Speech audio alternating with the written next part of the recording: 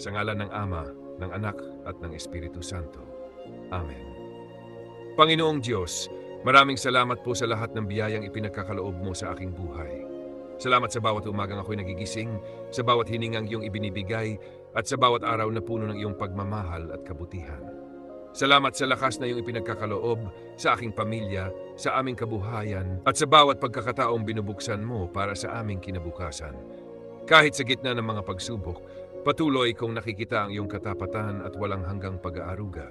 Salamat dahil hindi mo ako kailan maniniwan at sa bawat araw ay nararamdaman ko ang iyong presensya.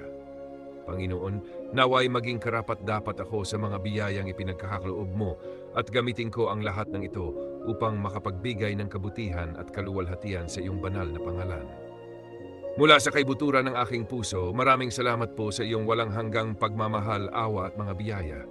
Sa iyo ang lahat ng papuri, karangalan at pasasalamat ngayon at magpakailanman. Sa ngalan ng Ama, ng Anak at ng Espiritu Santo. Amen.